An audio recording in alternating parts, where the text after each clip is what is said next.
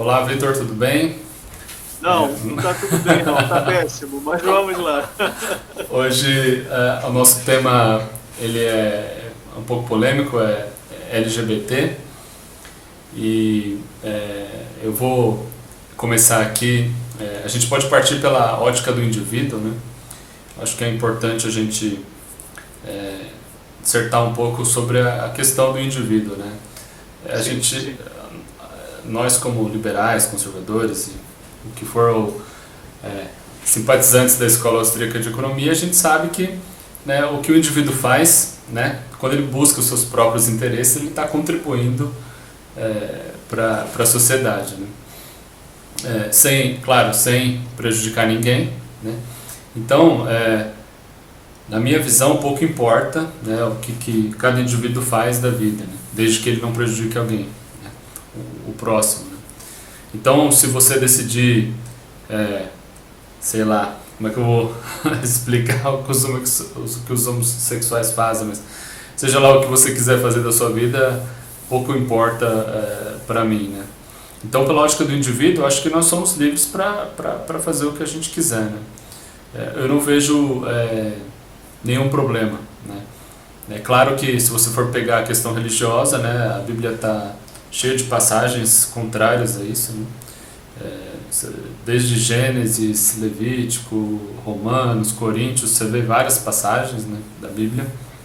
Então, eu acho que é até uma questão que a gente pode levantar se eu conheço, eu tenho amigos homossexuais, né, e eles insistem em bater na porta da Igreja Católica, né? E a minha visão sobre isso é que lá não é o lugar certo para eles, né? Assim, se você não é bem-vindo na minha casa, por que você insiste em bater nessa porta? Então, eu creio que eles têm que os homossexuais, né? Eu acho o termo LGBT ele engloba muito mais, né? A gente sabe, né? Mas eu imagino que esse grupo ele teria que buscar alguma coisa mais apropriada para ele que não é a Igreja Católica, né? Mas no ponto individual, tanto faz para mim o que cada pessoa faz da vida, né? Eu não sei se você concorda nesse ponto aí, né? bem, vamos lá. O indivíduo, né? O áudio está saindo bem aí, ô Guilherme? Tá saindo, tô ouvindo aqui Tá, tudo. né? O indivíduo é que tem um carro do lixeiro passando hoje aqui, correndo do lixo, está uma barulhada danada. Primeiro, eu confesso minha total ignorância sobre um aprofundamento em relação ao tema dos gays, das lésbicas, dos bissexuais, transexuais e todos os nomes, né, que se tem hoje em dia, e eu não conheço todos eles. Então é uma coisa, eu vou fazer uma observação muito mais empírica, e como ela é empírica, ela é defeituosa, porque parte da minha experiência, que não sou gay, para fazer uma avaliação de alguém que se encontra nessa condição. Eu creio, quando eu vejo a sociedade ao longo dos milênios, que sempre teve homem se relacionando sexualmente com homem, mulher sexualmente com mulher. Tem períodos de mais tolerância, períodos de menos tolerância, né? Não vejo nenhuma ligação entre a prática de um certo tipo de sexo com você ser moral, imoral ou amoral, até porque se heterossexualidade fosse sinônimo de moralidade, você não tinha tanto caso de pai aí que estupra filha, padrasto que estupra enteada, avô que estupra neto, né? Não teria tanto esses casos. Eu acho que o buraco aí, como dizem, é bem mais embaixo, o tema é muito amplo. Então o indivíduo, na minha visão de ignorante, já confesso, né? Já confessei minha ignorância, o indivíduo pode ter a sua felicidade, a sua satisfação subjetiva, pessoal, da forma que ele bem entender. Eu não sou aqui um fiscal da forma como as pessoas obtêm seu prazer e com quem elas obtêm. Vou te dar um exemplo. Um indivíduo, por algum motivo, precisa de um coração que não é o dele, ou um coração artificial, ou um rim, uma prótese na perna, uma prótese no braço. Esse indivíduo continua sendo quem ele era anteriormente, independente de ele ter uma parte do corpo natural ou não ter, ou ter nascido sem ela. Resumindo, digamos que a ciência avançasse a tal modo que só o que ficasse de um indivíduo fosse a cabeça e o cérebro ali dentro funcionando perfeitamente. Esse indivíduo ainda seria quem ele era anteriormente, porque o seu cérebro está funcionando, suas ideias, né, suas sinapses neurais estão ali, ele consegue concatenar as ideias, se manifestar, falar o que pensa e o que deixa de pensar. Então, ele ainda seria esse indivíduo. Então, o corpo, seja ele cheio de próteses, seja ele com coração artificial, com rim artificial, ou o que quer que seja, ele é um veículo para que o indivíduo possa estar vivo, sobreviver, comer, trabalhar, interagir com outros indivíduos. Mas, na minha visão ignorante, necessariamente o que determina a qualidade de um indivíduo, a qualidade do eu, é o cérebro. Tanto que quando o teu cérebro para de funcionar, você morre. Não tem mais saída, né? Você pode, o coração parou, você vai lá e bota um coração artificial. Talvez um dia a ciência avance a um tal ponto de, igual no filme do Robocop, só fica lá o cérebro do cara funcionando e o resto é tudo artificial. Então, ele continua sendo quem ele é. Eu não creio que a forma seja determinante para se dizer quem é um indivíduo. Mas veja bem que isso eu estou falando em relação do indivíduo consigo mesmo, certo? O Vitor, ele é o Vitor por diversos motivos, que não são necessariamente ligados ao fato de eu ter as mãos, ter os pés, ter as pernas. Tem coisas muito mais abrangentes que me tornam o Vitor do que somente um órgão sexual no meio das pernas. Então, em relação ao indivíduo, a questão LGBT em relação ao indivíduo, minha visão de um ignorante é essa. Mas aí você já entra na questão isso aí é um pouco perigoso também, né? Porque se você for analisar pura e simplesmente o que você imagina ser, você abre aquele leque de opções que é realmente o que o grupo LGBT ele prega, né?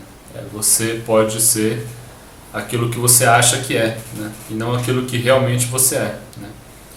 Então, se eu me acho uma árvore, né, não importa que eu seja um ser humano, né, desde que eu me ache uma árvore, tudo bem, eu sou uma árvore. Então acho que isso Kant um pouco vai falar um pouco disso, né? Mas eu já acho isso um pouco perigoso, né? Porque a natureza ela simplesmente ela não pergunta se o que você acha o que você é, né? Ela simplesmente ela não te dá opções, né? A natureza é isso, né? Então, na minha visão, até no ponto individual você tem algumas limitações, né? O que você acha ser não necessariamente aquilo que você realmente é, né? Mas eu vejo também que, né, esse assunto aí, Vitor, não sei se você concorda comigo, mas na medida que a gente está no campo, na ótica individual, tudo bem, né? Eu acho que a história do Brasil ela é recheada de homossexuais, né? Dizem que Dom João VI também era homossexual e por aí vai, né? Rapaz, então, essa eu não sabia, não. Dizem, né? Ele tinha práticas, né? Ele era a história diz que ele era um cara meio, né, diferente, né? E ele tinha lá uns criados lá que...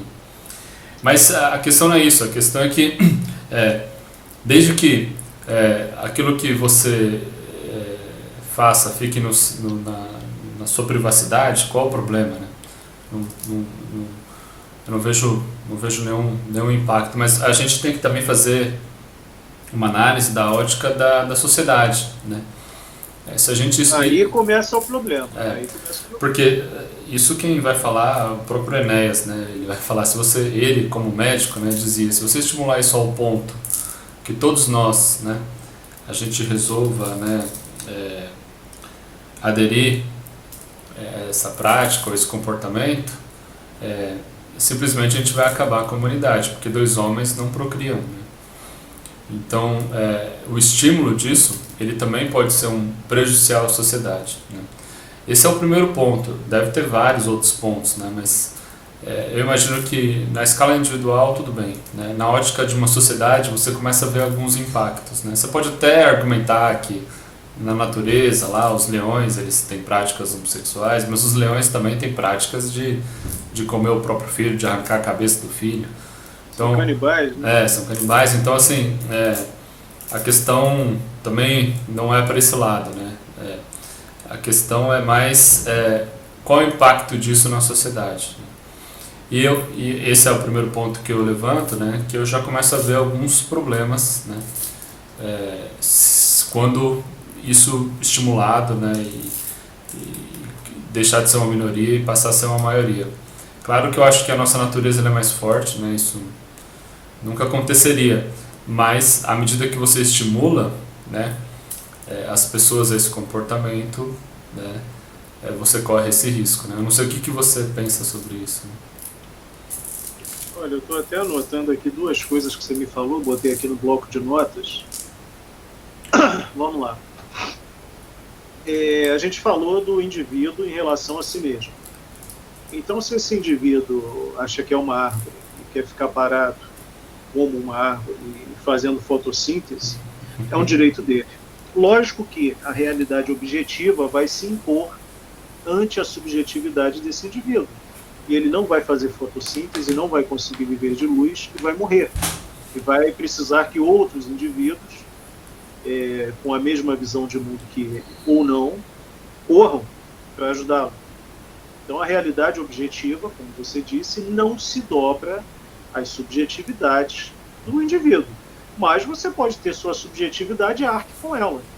Certo? É um direito seu, mas assuma as consequências da sua subjetividade. Primeiro ponto. O indivíduo que tem uma vida, vamos dizer assim, uma vida, alguns dizem que não é escolha, outros dizem que é uma escolha. Como eu disse, eu sou ignorante, eu não sei. Mas o sujeito, ele é gay, ou é uma lésbica, ou é um travesti, uma travesti, né? Perdão, uma travesti, que dizem que é assim que tem que se falar, uma mulher trans, um homem trans e a miríades de nomenclaturas que existem. E ele vive dessa forma, é um direito dele, porém, quando chega na convivência com a sociedade, esse indivíduo não tem o direito de gerar externalidades. Quem não sabe o que é externalidade, pesquise. Ele não tem o direito de gerar externalidades indesejadas aos demais. Vou repetir.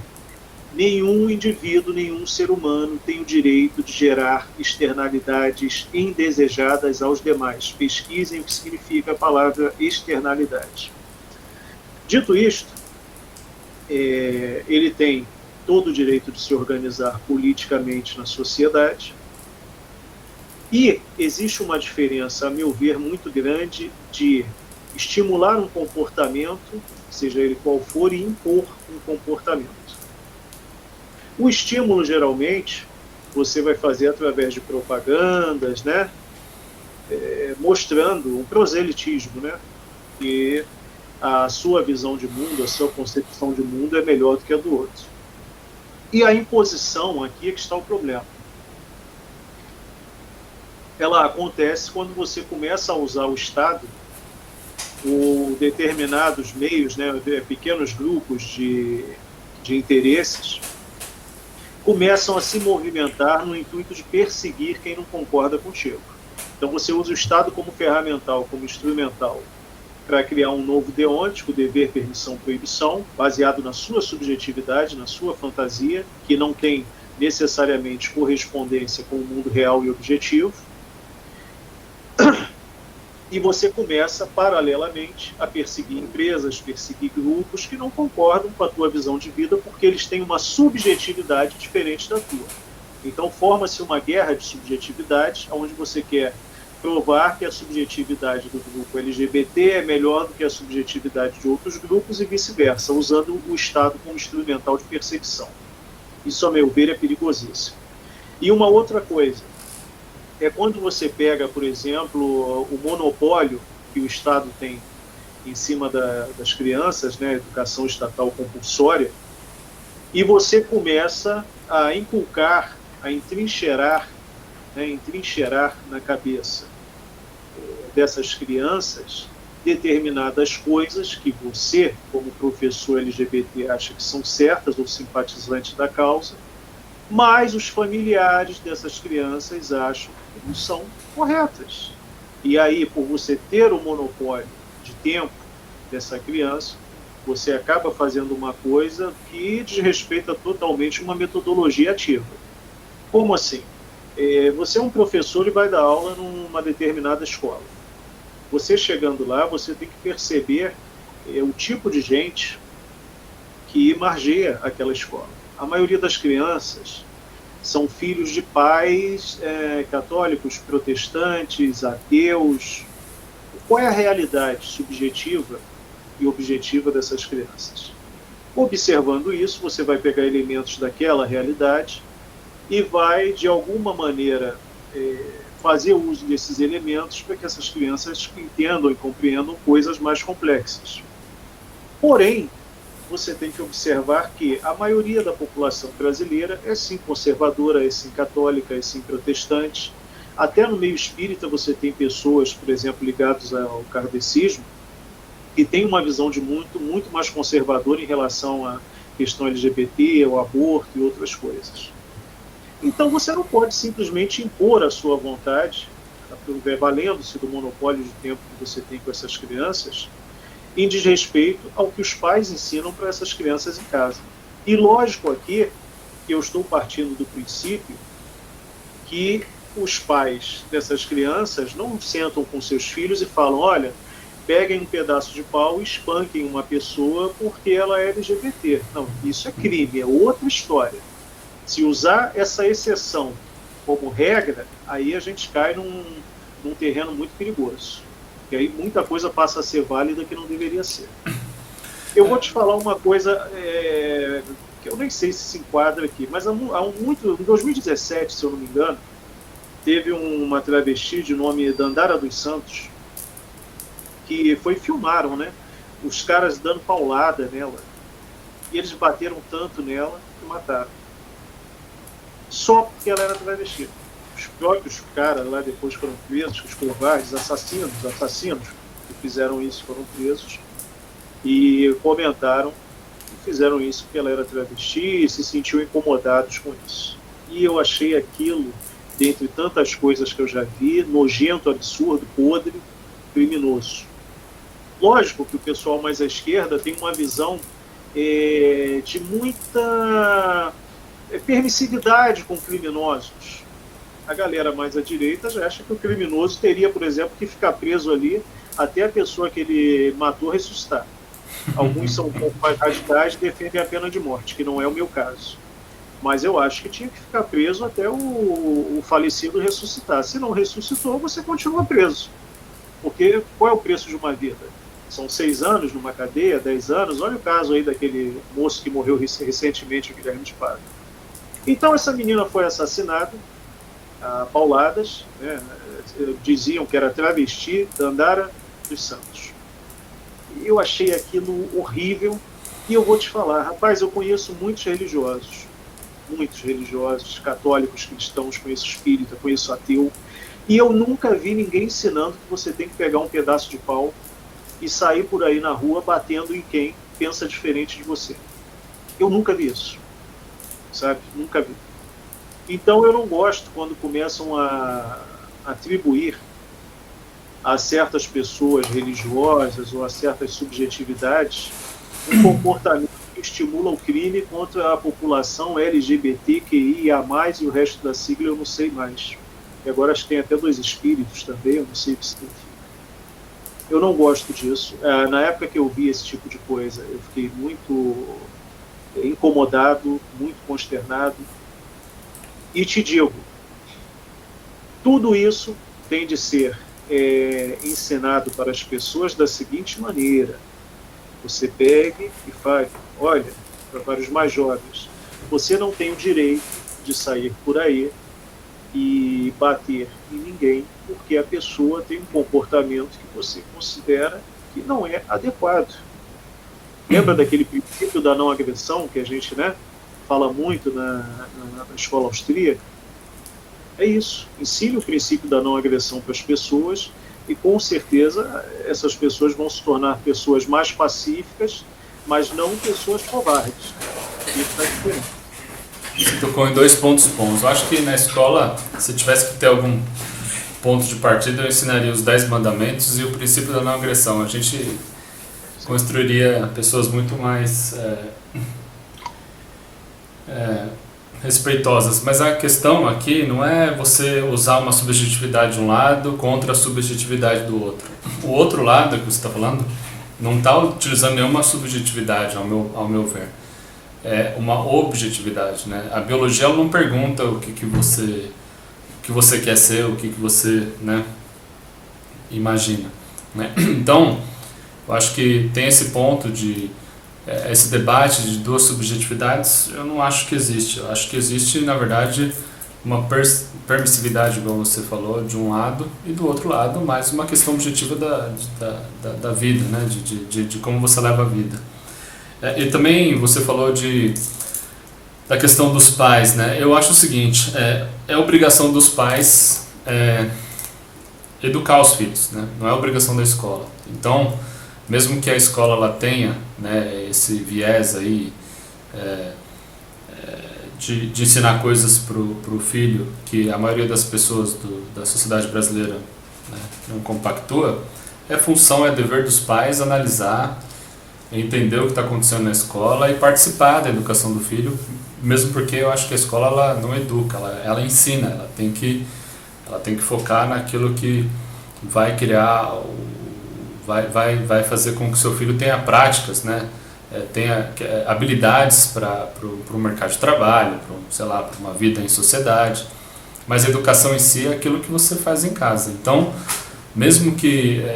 eu imagino que essa é uma luta diária, Victor. Com a minha primeira filha, por exemplo, um belo dia ela estava lá na pandemia e estava ouvindo lá uma aula de empreendedorismo, né? E o tal que não era empreendedor, né? O professor que não era empreendedor, por incrível que pareça, né? Aula de empreendedorismo com um professor que não era empreendedor. Ele defendia uma renda mensal mundial. A hora que eu olhei aquilo, eu mandei um e-mail para a escola, eu me coloquei à disposição para dar aula de empreendedorismo para a escola. E de graça, eu falei, eu não quero cobrar para vocês, né? Porque eu já empreendi, eu acho que eu tenho muito mais do que ensinar do que essa balela que vocês estão ensinando para minha filha. Mas isso foi, né, assim, um acaso que eu passei lá, ela estava ouvindo a aula. Mas eu acho assim que essa luta já é uma luta perdida, né? Se você não ficar analisando o que o seu filho faz na escola, você já perdeu essa luta, né? Então, esse é um ponto. Outro ponto que você destacou aí é a questão da imposição, né, de uma agenda ou de uma opinião, né? Eu sempre tenho a questão também, ninguém concorda muito comigo, mas é a posição do professor na sociedade, né? Todo mundo fala, mas tem que respeitar. Claro que você tem que respeitar todo mundo. Essa questão não está nem em debate, né? Você não pode desrespeitar alguém porque você não gostou. Respeitar não quer dizer que não possa questionar, né? Claro. Essa questão da agressão é que você não pode agredir ninguém. Não interessa quem, né? Se a pessoa é idêntica a você, se é o seu irmão gêmeo, você não pode agredir ninguém. Você não pode iniciar uma agressão, né? Se a agressão você recebeu uma agressão verbal, que você retorne verbalmente por aí. E aquela questão do princípio da agressão que a gente conhece bem, né? Mas o papel do professor na sociedade, né, eu vejo assim, se você analisar friamente, as pessoas não vão gostar do que eu vou dizer também, o professor, né, ele é uma pessoa já meio avessa ao mundo corporativo, né? Ele é uma pessoa que ele escolheu a carreira já de professor porque ele quer uma determinada estabilidade, né? A maioria dos professores são da escola pública, né? E você mesmo, numa outra conversa que a gente teve, você falou assim, se não tem a demanda, né, pelo professor, é óbvio que ele vai para o Estado porque é ali que ele vai se encontrar, né? Você utiliza do Estado para aquela demanda que não existe, né? Porque daí você está lá segurado. Uma imposição. Então, assim, essa coisa de enobrecer professor também, você tem que ter um limite para tudo, né? Não que eles não fazem um trabalho nobre. Minha prima, ela é professora do estado e ela fala que aquilo ali é uma tristeza, assim, não, o Brasil, assim, em termos de educação, eu até consegui permissão para a escola lá para fazer uma palestra. Mas ela falou assim: Guilherme, toma cuidado, né? Você vai vir aqui e você tem que tomar cuidado com o que você vai falar, com a linguagem que você vai utilizar. Esses adolescentes, eles estão perdidos, né? Mas aí que entra a questão do monopólio da escola também, que você citou, né? Impor uma agenda para umas crianças, né? É muito fácil. Eu quero ver impor essa agenda para os adultos, né? Vamos entrar em discussão com os adultos e vamos ver se essa ideia, né, nas famílias brasileiras, ela se torna uma ideia benquista, né? Claro, assim, esse vídeo pode até, como é muito polêmico, eu quero também tomar um cuidado aqui para não desrespeitar ninguém. Eu nunca partiria para uma agressão, nunca na minha cabeça eu pensaria em agredir qualquer pessoa. Mas ninguém está agredindo ninguém, está dando uma opinião. Acho que ainda pode, né? Não sei se aqui pode. No Brasil não pode muito não, mas aí onde você está ainda pode. Mas acho que a gente você fez uma escala muito boa. A gente partiu da ótica individual, partiu para uma ótica coletiva e depois fez esse embate, o conflito, né?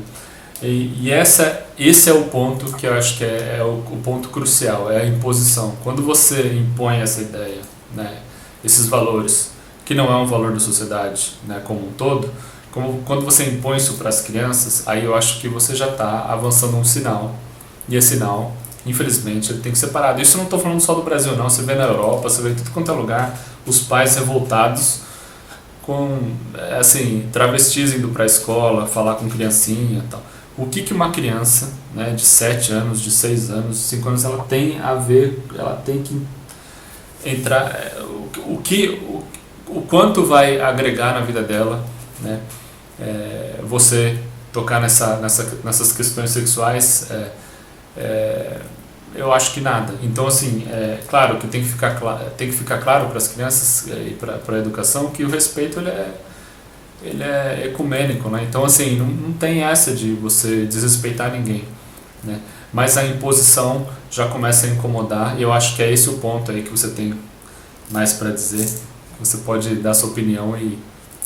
Você estava falando sobre a questão dos professores, né? Uhum. E nós já conversamos sobre isso, que eu até mencionei a questão da divisão do trabalho, né?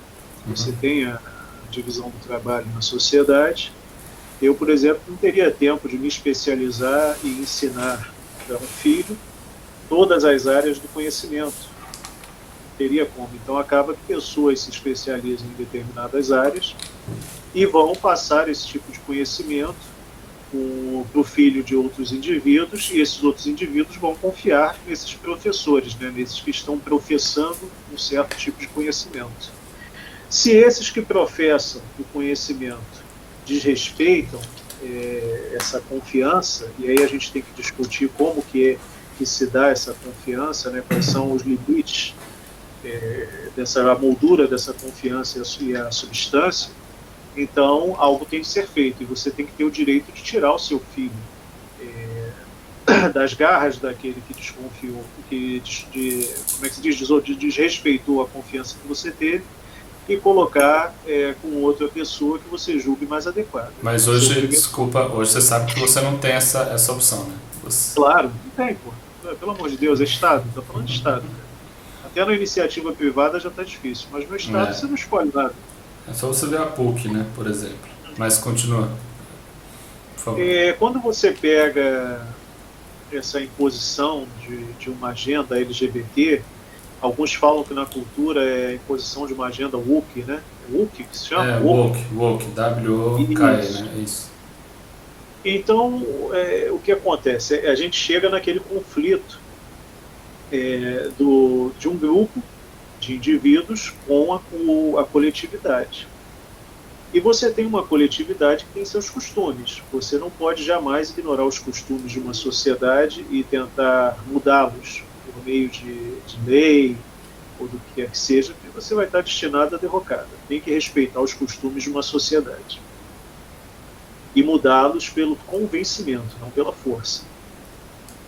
E você tem um determinado grupo que quer uma ruptura, eu não digo uma ruptura paradigmática, porque outros elementos desse paradigma continuam vigentes, mas quer corrigir a rota do paradigma vigente. Então você quer que a educação estatal continue existindo, o financiamento compulsório por toda a sociedade da educação estatal continue existindo, mesmo que essa educação já tenha se mostrado ineficaz, cara, e muitas vezes corrompida e corrupta e corruptora, e você quer passar a ensinar coisas que vão de encontro, vão divergir, vão de encontro em termos de uma colisão de duas forças opostas, e vão divergir daquilo que a sociedade acha que é bom e desejável. Então você usa esse monopólio do tempo que você tem com as crianças e começa a impor um certo tipo de pensamento. No caso, a gente está tratando da questão LGBT, e que crianças pequenas, que lógico, diferente de você, de mim e de outras pessoas que somos adultos, a gente vai ter como argumentar. Agora, uma criança não, você pega ali aquele livrinho em branco e começa a escrever o que você acha que tem de escrever, né? E você vai criando um novo paradigma, ou corrigindo, né, coisas no paradigma vigente, criando novas verdades que você acha que são melhor para a sociedade, mesmo que a sociedade ache que não seja. Então, por exemplo, você vê que em toda religião, no meio político, todo mundo quer ter um controle da juventude. Porque a única forma de você perpetuar uma ideia, tem que ler lá o Norbert Elias, A Sociedade dos Indivíduos. A única forma de você perpetuar uma ideia é agindo com a juventude. Porque a gente já está com uma certa idade, daqui a pouco a gente está batendo as botas aí, cedo ou tarde, entendeu? Eu, por exemplo, estou aqui no Rio de Janeiro, então eu ainda corro muito mais riscos aqui. Isso pode ser bem antecipado. E você tem que agir em cima das crianças. E é por isso que a gente já conversou a respeito da educação liberta. Não sei, depende do que se ensina. Muitas vezes você pode ter uma educação que não é libertadora, pelo contrário, ela cria grilhões, escraviza aqueles que são livres. Ela pode ser ruim. E essa questão do monopólio de uma agenda LGBT na educação estatal, eu considero nociva para a sociedade, porque é uma imposição. E inúmeros são os casos de pais, pelo menos aqui no Brasil, que se revoltam com certas agendas. Aqui no Rio de Janeiro a gente teve o cavalo tarado, o cavalo mocio. Por sinal, achei até que a moça era uma excelente dançarina. Sério, só que não era a música apropriada, o local apropriado para ela estar dançando lá, o cavalo tarado, o cavalo mocio. Já teve um caso também de algumas pessoas do meio LGBT fazendo um show que não seria apropriado para uma criança dentro de escola pública.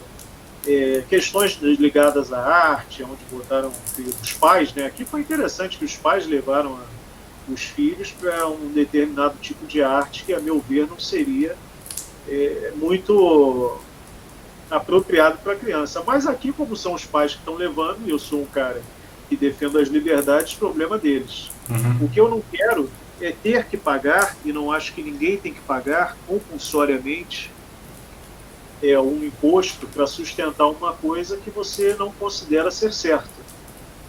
Entendeu?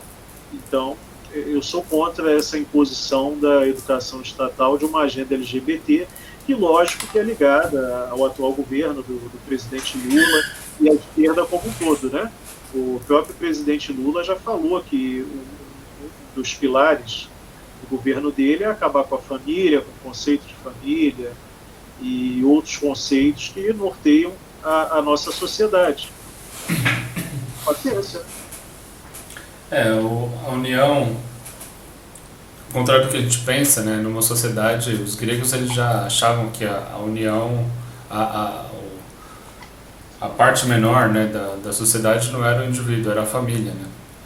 E Sim. até se você for ver a democracia lá, no conceito deles, poucas pessoas votavam, né, tinham direito a voto, né? Sim, sim. Mas eu entendo o que você fala, e eu creio que o grande problema é a imposição, né, Vitor? primeiro a imposição começa no ensino, né? Se você resolver tirar seu filho da escola, teoricamente você está praticando um crime, né? Isso já é um problema, você não tem a liberdade de decidir o que você quer ensinar para o seu filho, né? Segundo, vamos supor que você resolva sair do estado e pague, né, uma escola particular. Você ainda tem o Ministério da Educação decidindo o que se ensina nas escolas, né? Isso é outro absurdo, né? Como é que... primeiro que é um desrespeito às regionalidades, né? Se você vai ensinar de carimbó uma pessoa do sul, não tem nada a ver, né? Assim, você tem que respeitar, o ensino ele tem que ser uma coisa regional, uma coisa, né, do ambiente onde a pessoa... Você tem que deixar uma margem, né, de manobra, uma margem muito ampla de manobra, para que determinada escola possa agir de acordo com os costumes daquela localidade, e não impor, né, uma agenda. Na verdade, eu acho que se eu quiser matricular meu filho numa escola que ensine tiro ao alvo e matemática, eu tenho que ter essa liberdade, né? Mas hoje eu não tenho, então assim, você tem que... Ou você fica preso no Estado, ou você fica preso em uma escola particular que obedece ao Estado. Então assim, não tem para onde você fugir, você não tem para onde você fugir. Mas isso está muito doce, essa conversa toda está muito doce. Eu quero saber a questão do banheiro. Cara, olha só, eu tive uma discussão com uma amiga, né, esposa de um amigo meu, de um irmão, né, e ela trabalhava numa escola estadual, se eu não me engano, uma universidade estadual, e lá estavam questionando, primeiro, a questão de você fazer um banheiro liberado para todo mundo. Deu problema, os próprios professores reclamaram, e aí a conclusão foi que deveria se criar um terceiro banheiro, né? E ela falando que aquilo, explicando pra gente como se aquilo fosse realmente uma solução. Eu só fiz uma única pergunta para ela. Eu falei, quem vai pagar por esse banheiro? São vocês, os professores, ou a gente através de impostos, né? Então, claro que ela sabia a resposta, né? Todo mundo sabe a resposta, né? Então, essas externalidades, como você citou no começo do vídeo, isso prejudica a gente, né? Eu tô pouco me lixando se vai ter um banheiro, 2 banheiros, 30 banheiros na universidade pública. Eu não queria nem que tivesse universidade pública, né? Mas qualquer decisão que eles tomem lá, quem vai pagar é você, sou eu, que nem faz parte da discussão, entendeu? Então, a solução foi criar um terceiro banheiro e a gente pagou por esse banheiro aí. Olha, aqui no Rio de Janeiro, você quer terminar? Quer terminar de falar alguma coisa? Termina. Não, pode falar. Aqui no Rio de Janeiro, não tem nada a ver com banheiro, mas nós vamos chegar lá para eu traçar uma linha de raciocínio. Teve um ator que faleceu, de nome Paulo Gustavo. Sim. Fazia os filmes Minha Mãe é uma Peça. E eu vou te falar, cara, eu morro de rir com aqueles filmes, eu gostava daquele cara pra caramba. Todo mundo, né? Quando ele fazia stand-up, eu não achava muito legal, não. Mas nos filmes, tem um filme também que ele faz com uma atriz, rapaz, que Os Homens São de Marte. Muito bom. E olha, eu morria de rir e eu assisto até hoje e lamento muito aquele rapaz ter morrido. Ele fazia a Dona Hermínia, né? Que é a mãe dele, na realidade. Fez uma homenagem à mãe. Então ele era um excelente ator, comediante. Eu acho que é muito difícil você fazer alguém rir, tem que ser muito bom para isso. E infelizmente ele faleceu. Eu não sei se foi de Covid, eu não sei bem o que aconteceu, mas eu acho que foi Covid. E decidiram em Niterói dar o nome dele para uma rua que tem muito comércio, tem muita residência. E cara, eu acho que é merecidíssimo você pegar o nome desse ator e dar para uma rua, nada contra. Como seria também merecidíssimo você pegar o nome de bons professores, bons policiais militares, boas donas de casas, bons pastores, bons padres e dar para ruas. Tem muita gente boa na sociedade, protetores de animais, gente que sai para dar comida para morador de rua, tem muita gente boa. São tão merecedores de ter seu nome eternizado, perpetuado em alguma rua quanto qualquer ator. Porém, é aquilo que eu falo, criaram uma imposição, os vereadores de Niterói, E essa imposição acabou gerando um ônus para os comerciantes daquela rua, que já tinha um nome conhecido por muita gente há muito tempo, tiveram de trocar letreiro, tiveram que trocar as propagandas que faziam, uma confusão. Tinha loja que tinha o nome da rua, então teve que dar um jeito, né? Foi uma confusão danada e o Estado simplesmente impôs isso a todo mundo, desrespeitou a vontade das pessoas que seriam atingidas por essa decisão, uma decisão puramente ideológica, só ideologia, não tinha nada além da ideologia nessa decisão. Trouxe prejuízo financeiro para um monte de gente, e aí eu pergunto, como que essas pessoas poderiam reagir? Não poderiam, não puderam, e ficou por isso mesmo. Então, quando chega na questão do banheiro, um indivíduo gay, indivíduo que é uma lésbica, que é uma mulher trans, um homem trans, ou quem quer que seja, ele faz xixi e cocô igual todo mundo. E ele precisa usar o banheiro igual a todo mundo, ele paga impostos igual a todo mundo. E ali você vai ter gente boa e gente má, como em qualquer outro grupo da sociedade. Ser bom e ser mal é uma característica do ser humano, não uma característica de quem tem uma sexualidade assim ou assado, ou uma religião assim ou assado. Ponto. Então, esses indivíduos, estando na rua, eles precisam ir no banheiro, como eu às vezes preciso, você às vezes precisa. Para quem defende a liberdade, bom seria que, em instituições privadas, no shopping, num bar, num boteco, num restaurante, aonde quer, numa escola privada, o dono do empreendimento escolhesse o público-alvo que ele pretende atingir. E, sabendo, estando ciente que, escolhendo um público, automaticamente ele vai estar abrindo mão de outro, principalmente numa questão tão polêmica. Dito isso, que cada um tivesse a liberdade de escolher como quer tratar esse tema no seu estabelecimento. Afinal de contas, o estabelecimento é seu, o dinheiro é seu. Então, se você quer ter banheiro só para homem e mulher, beleza, você bota lá. Aqui a gente só tem banheiro para homem e mulher. Mas aí você vai abrir mão de um público LGBT, QI, A, P, alguma coisa. Se você só quer... não, aqui a gente tem banheiro todo mundo junto e misturado, ou tem um terceiro banheiro, ou sei lá o que você vai fazer. Você talvez abra mão de um público mais conservador. Não sei. Mas aí a gente chega na grande questão. E no Estado? Como é que se faz isso? E no Estado, onde você tem uma repartição pública que vai ter banheiro para atender a todos os cidadãos que ali adentrarem. E todos pagam impostos, tanto a população LGBT quanto a população mais conservadora. E aí a gente tem que respeitar o direito das minorias sem desrespeitar o direito das maiorias. E aí é que entra o conflito.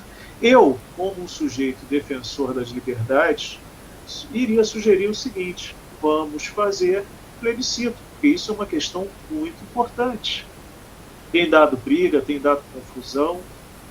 Vamos fazer um plebiscito. Todos pagam impostos, então todos têm o direito de escolher como vai ser tratada a questão do banheiro em instituições públicas. Se eu pudesse, eu daria uma preferenciazinha especial para as mulheres, porque elas vão ser as mais afetadas. Mas como todos pagam impostos, os homens também têm todo o direito de opinar. Os homens heterossexuais, os homens que não são heterossexuais, homem cis, homem trans, todo mundo vai opinar, porque todo mundo paga imposto. E o que a maioria decidir iria ser colocado em pauta. Lógico que nós não poderíamos criar uma instituição pública, uma mecânica que impedisse qualquer indivíduo que não é homem ou mulher cis de usar um banheiro, porque eles têm direito, eles estão pagando imposto também. Então a temática seria a seguinte, a questão, né, em debate seria a seguinte: é para usar todo mundo o mesmo banheiro? É para dividir só em banheiro entre homem e mulher e cada um vai como se identifica? Ou criaremos um terceiro banheiro nas instituições públicas? Porque essas pessoas existem e têm de ter suas necessidades atendidas. Agora, o que não pode é, em nome da subjetividade de um indivíduo que acha ser alguma coisa, eu impor um comportamento a todos os outros. Isso não faz sentido. Eu que tentar punir ou prender alguém porque a pessoa está vendo a realidade objetiva, está dizendo que uma coisa é o que é. Aí não faz sentido. Olha, você foi perfeito na sua explicação. Eu concordo 100% no que você falou. E agora, só um exemplo também que eu tenho de São Paulo ali. Teve um shopping que ele resolveu, eles criaram um banheiro, eu não sei se foram todos, mas eu lembro de um específico que era unissex, todo mundo podia utilizar. Eu acho que não durou um mês, Vitor, não durou um mês. E por quê? Porque eles chegaram à conclusão porque isso dá muito mais trabalho do que você agrada o público, né?